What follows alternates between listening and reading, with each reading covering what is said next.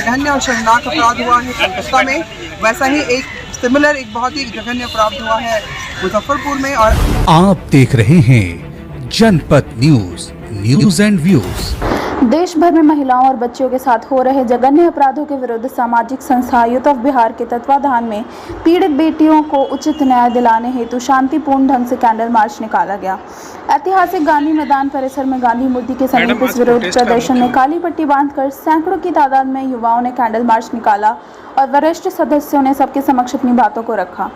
इस मौके पर यूथ ऑफ बिहार के सदस्यों ने कहा कि इस प्रकार के कुकृत्यों पर सरकार को ठोस कदम उठाने की जरूरत है और जब तक बेटियां निर्भीक होकर कार्यस्थल पर नहीं जा सकती तब तक सही मायने में महिलाएं स्वतंत्र नहीं हैं।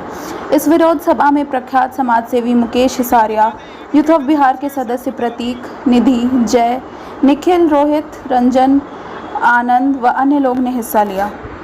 निष्पक्ष न्याय हो और उन सभी कल्प्रिट्स को बताया जाए कि कौन है वो लोग, कौन लोग इसके पीछे थे और ऐसा क्यों हुआ। बहुत ही जघन्य और शर्मनाक अपराध हुआ है कोलकाता में, वैसा ही एक सिमिलर एक बहुत ही जघन्य अपराध हुआ है मुजफ्फरपुर में। और आज सुबह भी कुछ न्यूज़ आया है हम लोगों के पास, एक अपराध हुआ है उत्तराखंड में और इसके पहले भी ऐसे कई केसेस हैं जो निर्भया कांड के बाद भी हुआ है। तो ये जो मेरा पोस्टर है,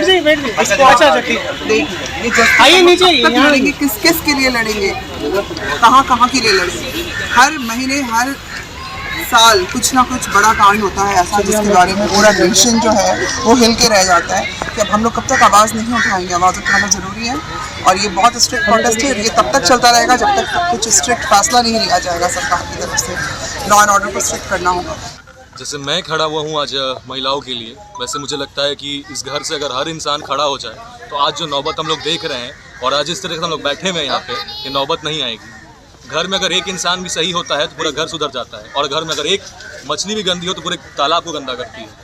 मेरा सुझाव और अनुरोध यही है सभी अभिभावकों से, जितने भी लोग बड़े हैं, जितने भी लोग उनके घर में हैं, परवरिश कर रहे हैं अपने बच्चों की, उनको कम से कम एक छोटी सी सीख दें कि उनको कैसे बिहेव करना है, किसके साथ, किसको किस नज़र से देखना है। अगर आप अपने लिए इज्जत की मांग करते हैं तो आपको दूसरों को भी इज्जत देनी होगी। देखिए, बहनों से और भाइयों की बात यहाँ पे नहीं, यहाँ पे हर रिश्ते की बात है और भाइयों बहनों को भी इंक्लूड कर लिया जाए। रक्षाबंधन जो कि पास में है, तो सिर्फ एक ही चीज़ है, रक्षाबंधन क्यों मनाया जाता है। सबको जानता है कि रक्षा करता एक भाई करता है अपने बहन का, बिल्कुल। तो क्या ये बंधन सिर्फ रक्षाबंधन सिर्फ एक भाई और बहन के बीच में होता है?